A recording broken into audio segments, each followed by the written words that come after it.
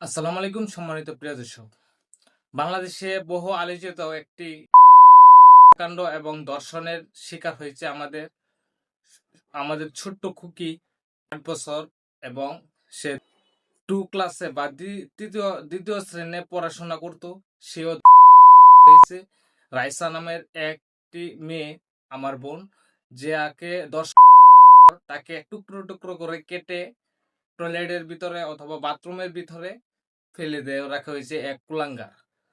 এটা নিয়ে দেখলাম বাংলাদেশে সবাই দর্শনকারীদের সেই দর্শনের বিচার চাইছে এবং ইতিমধ্যে বাংলাদেশ সরকার এই দর্শনকারীকে গ্রেপ্তার করার সক্ষম হয়েছে। এর নিয়ে দেখলাম জামাতের, যার জন্মের কোনো ঠিক নাই, সে বলতেছে সে নাকি বিএনপির কর্মী। আগে ভিডিওটা শুনো। বিএনপির সন্ত্রাসীদের আমরা সংশ্লিষ্টতা দেখতে পাচ্ছি, অথচ আমরা অ্যানালাইজ করে দেখতে পারলাম সে গত নির্বাচনে জামাতের পক্ষে বা দাঁড়িপাল্লার পক্ষে ভোট চাইছে। সে জামাতের সেই নেতাকে বলতে চাই, সব জায়গায় বিএনপিকে দোষারোপ করাটা কি তোদের চরিত্র হয়ে গেছে? এই তোরা কি, তোরা একজন দর্শনকারীকে তোরা রাজনৈতিক ফায়দা নেওয়ার জন্য একজন, সে বিএনপি করেন না, তার উপর বিএনপি ট্যাগ লাগিয়ে দিচ্ছস এই দর্শনকারীদের। কিন্তু সেই দর্শনকারীরা লালন পালন করছিলে তোদের মতো জামাতের জারজ সন্তানেরা। এই জামাতের জারজ সন্তানদের বলতে চাই, রাইসার হত্যাকাণ্ডের সাথে জামাত সংশ্লিষ্ট আছে এবং সে জামাতের কর্মী, নিজে সেই বুট প্রচার করছে এবং সেই জামাতের সাথে সংশ্লিষ্ট আছে। সেই জামাতকে সেই দায়ভার নিতে হবে। সে জামাত কর্মী, সে রাইসার হত্যাকাণ্ডের সাথে এবং দর্শনের সাথে জড়িত।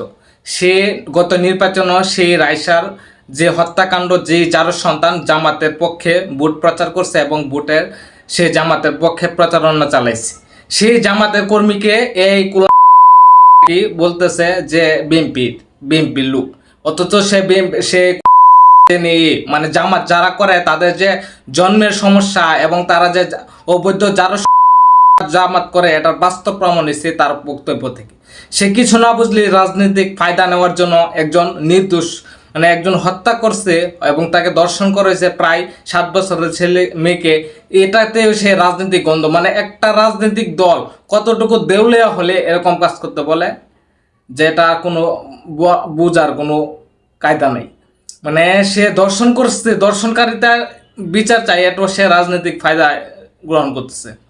অথচ আমরা কিছুদিন আগে জামাতের আমির সদস্যগণের যে উপদেষ্টা, সে তার শ্বশুর বাড়িতে গিয়ে তার শ্বশুর বাড়ির কাজের মেয়েকে দর্শন করে তারপর সে 1 মাস জেল খাটে। কিন্তু এটা নিয়ে কোনো মিডিয়া, বাংলাদেশের মিডিয়া হয়েছে কুকুরের মতো। বাংলাদেশের যে ইলেকট্রিক মিডিয়া এবং সোশ্যাল মিডিয়া আছে, এটা হচ্ছে কুকুরের বাচ্চারা এই মিডিয়াগুলো চালায়।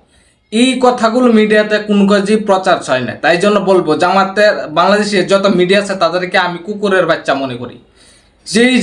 এই কোনো মিডিয়াই কিন্তু এটা প্রকাশ করেন না জামাতের আমিরের উপদেষ্টা যে দর্শন করে 1 মাস জেল খাটছে, কোনো মিডিয়াই কিন্তু প্রচার করে নাই। শুধুমাত্র কলরব নামের একটা মিডিয়া আছে, সেটাই প্রচার হয়েছে, এটা আপনারা দেখতে পাবেন। আর আমি বলতে চাই, রাইসার হত্যাকাণ্ডের যে হত্যাকারী, তার কিন্তু রাজনৈতিক পরিচয় নেই। আমরা বিগত সময় দেখে আসছি যে জামাতের কত নেতৃবৃন্দরা চালচুর, গমচুর এবং বিভিন্ন পরকীয়া এবং দর্শনের সাথে জড়িত আছে। সেই জামাতের এবং সেই জামাতের নেতাদের বলতে চাই, যারা সন্তানদের বলতে চাই, তোরা তোদের নেতা কর্মীদের ঠিক রাখ, আগে ঠিক রেখে দেশ চালাইতে আইস। তোদের মতো মুনাফিক, তোদের মতো কুকুরের বাচ্চারা দেশ চালাইতে আসে না। যে একটা মেয়েকেও দর্শন করেছে, সেটাই মানে রাজনৈতিক ফায়দা, সরকার পতনের ডাক দিচ্ছে। তোদের মতো কুকুরের বাচ্চারা নাকি দেশ চালাবি। আমি বলতে চাই, সে রাইসার হত্যাকাণ্ডের বিচার করতেই হবে। বাংলাদেশের গণতান্ত্রিক দেশের প্রায় 80% মেজরিটি নিয়ে সরকার গঠন করা জনাব তারেক রহমানকে বলতে চাই, আপনার সবচেয়ে বড় চ্যালেঞ্জ হচ্ছে সেই রাইসার হত্যাকাণ্ডের বিচার করা। সেই জামাতের জ্বলিয়ে ফাঁসি দড়িতে নিয়ে তাকে দৃষ্টান্ত করা যে আপনি দর্শনকারীর বিচার করতে পারেন। আপনি সরকার ব্যর্থ না, আপনার সরকার সফল। কতটুকু আইনের মানে অবগত থাকলে দর্শনকারীর যাকে দর্শন করে তার বাবা বলে যে আমার মেয়ের বিচার এই দেশে হবে না। আমি কিছুই চাই না, আমি বিচার আপনারা করতে পারবেন না। আপনাদের এই ধরনের কোনো রেকর্ড নাই, আপনারা পারবেন না। আমার মেয়েও ফিরে আসবে না, আপনারা বিচার করতে পারবেন পারবেন না। আপনারা কোনো এক্সাম্পল দাঁড়া করাতে পারবেন পারবেন না। আমাকে স্টেম নেবেন, স্টেমে লিখিত নেবেন, পারবেন না, আপনারা পারবেন না। আপনার বিবেক অবশ্যই লড়া দিবে। আমি জামাতের কুকুরের বাচ্চাদের বলতে চাই, সব জায়গায় রাজনীতি টেনে আনিস না। তোরা এমন ভাবে দিল হয়েছে যা পারস তা নিয়ে রাজনীতি করস। উসমান শরীফ হাদির হত্যার বিচার শুধু তোদের মতো কুলাঙ্গারদের জন্য হয় নাই।